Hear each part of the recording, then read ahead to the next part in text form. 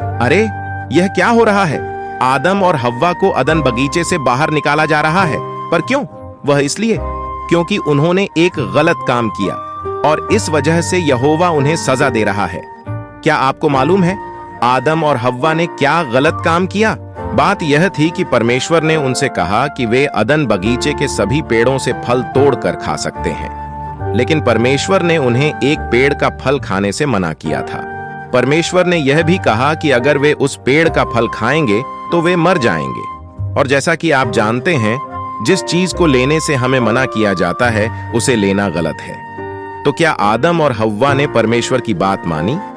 चलिए देखते हैं। एक दिन हव्वा बगीचे में अकेली थी। तभी एक सांप आकर उससे बात करने लगा। पता है उसने हव्वा से क्या कहा? उसने हव्वा से कहा कि वह उस पेड़ का फल खा ले जिसके लिए परमेश्वर ने मना किया था। यह बड़ी अजीब बात थी। परमेश्वर ने तो सांपों को इस तरह बनाया ही नहीं था कि वे बात कर सकें। फिर तो इसका एक ही मतलब हो सकता है, सांप के बोलने के पीछे किसी और का हाथ था। किसका? वह आदम नहीं था। तो फिर वह कौन था? यह उन्हीं में से कोई एक होगा जिन्हें परमेश्वर ने धरती बनाने से बहुत पहले बनाया था। हमने पढ़ा था ना, वे स्वर्गदूत हैं और हम उन्हें देख नहीं सकते। उन स्वर्गदूतों में से एक बहुत घमंडी बन गया, इतना घमंडी कि वह परमेश्वर की तरह राजा बनने के सपने देखने लगा। वह चाहता था कि इंसान यहोवा की नहीं बल्कि उसकी बात माने। यही घमंडी स्वर्गदूत सांप के जरिए बोल रहा था। उस स्वर्गदूत ने हव्वा को बेवकूफ बनाया। उसने हव्वा से कहा कि अगर वह उस पेड़ का फल खा ले जिसके लिए परमेश्वर ने मना किया है तो वह परमेश्वर के जितनी अक्लमंद बन जाएगी। हव्वा ने उसकी बात सच मान ली और वह फल खा लिया। फिर उसने वह फल आदम को दिया और आदम ने भी वह फल खा लिया। उन दोनों ने परमेश्वर का कहा नहीं माना, इसलिए उन्हें अपने घर से यानी उस खूबसूरत अदन बगीचे से बाहर निकाल दिया गया। लेकिन एक दिन परमेश्वर जरूर पूरी धरती को अदन बगीचे जैसा खूबसूरत बनाएगा। इस काम में आप भी हाथ बटा सकते हैं। कैसे? ये हम बाद में देखेंगे। आइए पहले हम यह देखें कि आदम और हव्वा को अदन बगीचे से बाहर निकाल देने के बाद उनका क्या हुआ। मुश्किल जिंदगी की शुरुआत अदन बगीचे के बाहर आदम और हव्वा को बहुत सी मुश्किलों का सामना करना पड़ा। पहली बात, अब उन्हें खाना आसानी से नहीं मिलता था। इसके लिए उन्हें बड़ी मेहनत करनी पड़ती थी क्योंकि वहां मीठे रसीले फलों के पेड़ नहीं थे। इसके बजाय चारों तरफ सिर्फ कांटेदार झाड़ियां थीं। आदम और हव्वा पर ये सारी मुसीबतें इसलिए आईं क्योंकि उन्होंने परमेश्वर की बात नहीं मानी और उससे दोस्ती तोड़ दी। लेकिन उससे भी बुरा यह हुआ कि अब आदम और हव्वा हमेशा तक नहीं जी पाते। याद है, परमेश्वर ने उन्हें पहले ही बता दिया था कि अगर वे उस पेड़ का फल खाएंगे तो मर जाएंगे। उनके साथ वही हुआ। जिस दिन से उन्होंने वह फल खाया उस दिन से वे बूढ़े होने लगे और आखिर में मर गए। सच, परमेश्वर की बात न मानकर उन्होंने कितनी बड़ी भूल की। जब आदम और हव्वा को अदन बगीचे से बाहर निकाल दिया गया, उसके बाद ही उनके बच्चे पैदा हुए। इसका मतलब यह हुआ कि अब उनके बच्चों को भी बूढ़ा होना और मरना पड़ेगा। काश आदम और हव्वा ने यहोवा का कहा माना होता, तब वे और उनके बच्चे सुख से रहते। इतना ही नहीं, वे सब आज भी जिंदा होते और हमेशा तक खुशी खुशी जीते। फिर न तो कोई बीमार होता और न बूढ़ा, यहां तक कि कोई मरता भी नहीं। परमेश्वर चाहता है कि सब लोग खुशी से रहें। वह वादा करता है कि एक दिन ऐसा जरूर होगा। तब न सिर्फ पूरी धरती खूबसूरत बन जाएगी बल्कि सभी इंसानों की सेहत भी अच्छी हो जाएगी और सब एक दूसरे के अच्छे दोस्त बन जाएंगे। साथ ही परमेश्वर के संग भी उनकी दोस्ती हो जाएगी। मगर परमेश्वर का कहना न मानने की वजह से हव्वा की उसके साथ दोस्ती टूट गई। इसलिए जब उसने बच्चों को जन्म दिया तो परमेश्वर ने उसकी मदद नहीं की। इस वजह से उसे बहुत दर्द हुआ।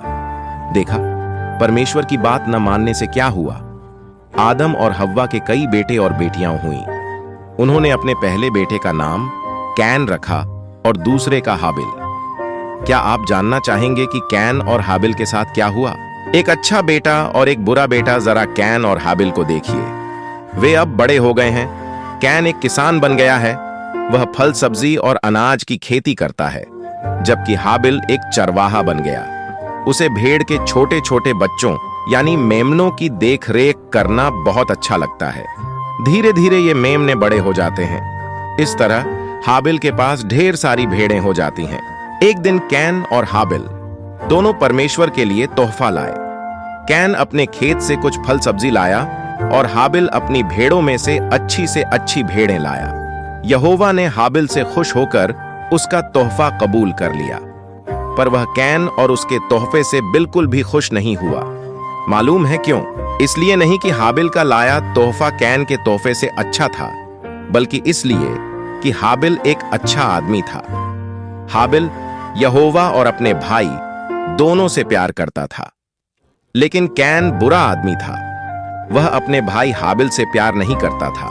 परमेश्वर ने कैन से कहा कि उसे अच्छा आदमी बनना चाहिए, पर कैन ने परमेश्वर की एक न सुनी। उल्टा वह गुस्सा हो गया, क्योंकि परमेश्वर उससे ज्यादा हाबिल को पसंद करता था। एक दिन कैन ने हाबिल से कहा, चलो जरा मैदान तक चलते हैं। जब वे दोनों मैदान में पहुंचे, तब कैन ने हाबिल पर हमला करके उसे जान से मार डाला। कैन ने कितना बुरा काम किया है ना? यह सच है कि हाबिल मर गया, लेकिन परमेश्वर उसे भूला नहीं है। जानते हैं क्यों? क्योंकि हाबिल अच्छा आदमी था और यहोवा अच्छे लोगों को कभी नहीं भूलता। इसलिए यहोवा उसे एक दिन जरूर जिंदा करेगा। उसके बाद हाबिल कभी नहीं मरेगा, वह इस धरती पर हमेशा जिंदा रहेगा। जरा सोचिए, तब हाबिल से मिलकर उससे बातें करने में कितना मजा आएगा। लेकिन परमेश्वर कैन जैसे बुरे लोगों को बिल्कुल पसंद नहीं करता। जब कैन ने अपने भाई को मार डाला, तब परमेश्वर ने उसे सजा दी।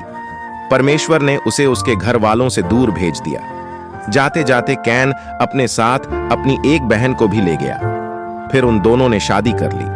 कुछ समय बाद कैन और उसकी बीवी के बच्चे हुए। उधर आदम और हव्वा के दूसरे बेटे बेटियों ने भी शादी कर ली और उनके भी बच्चे हुए। देखते ही देखते धरती पर बहुत सारे लोग हो गए। एक बहादुर आदमी धरती पर धीरे धीरे लोगों की गिनती बढ़ने लगी, मगर उनमें से बहुत से लोग कैन की तरह बुरे काम करते थे। पर एक आदमी उन सब से अलग था। उसका नाम था हनोक। हनोक एक बहादुर आदमी था और कोई बुरा काम नहीं करता था। वह परमेश्वर का कहना मानता था। क्या आपको मालूम है उस समय के लोग इतने बुरे काम क्यों करते थे? याद है किसने आदम और हव्वा से परमेश्वर की बात न मानने के लिए कहा था? किसने उन्हें वह फल खाने के लिए कहा था जिसे खाने से परमेश्वर ने मना किया था? जी हां, वह कोई और नहीं, एक बुरा स्वर्गदूत था। बाइबल में उसे शैतान कहा गया है। वह सबको अपने जैसा बुरा बनाना चाहता है। एक दिन यहोवा परमेश्वर ने हनोक से कहा कि वह सब लोगों को एक बात बताए। वह बात शायद किसी को भी पसंद न आती। जानते हैं वह बात क्या थी? वह यह कि परमेश्वर सब बुरे लोगों का नाश करने वाला है। यह बात सुनकर लोगों का चेहरा जरूर गुस्से से लाल हो गया होगा। उन्होंने शायद हनोक को मार डालने की भी कोशिश की होगी। सोचिए, ऐसे में लोगों को परमेश्वर की बात बताने के लिए हनोक को कितनी बहादुरी से काम लेना पड़ा हो। परमेश्वर ने हनोक को उन बुरे लोगों के बीच ज्यादा दिन नहीं रहने दिया। हनोक सिर्फ 365 साल जिंदा रहा। हम क्यों सिर्फ 365 साल कह रहे हैं? क्योंकि उस समय के लोग आज के लोगों से ज्यादा ताकतवर होते थे और उनकी उम्र बहुत लंबी होती थी। जैसे कुछ लोग 800 या 900 साल तक जिंदा रहते थे।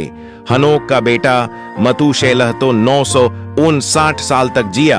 हनोक के मरने के बाद लोग और भी बुरे बुरे काम करने लगे। बाइबल कहती है कि वे हमेशा बुरी बात ही सोचते थे और धरती पर चारों तरफ मार काट मची हुई थी। पता है इस कदर बुराई बढ़ने की एक वजह क्या थी? वह यह कि शैतान लोगों को एक नए तरीके से बुरे काम करने के लिए बहका रहा था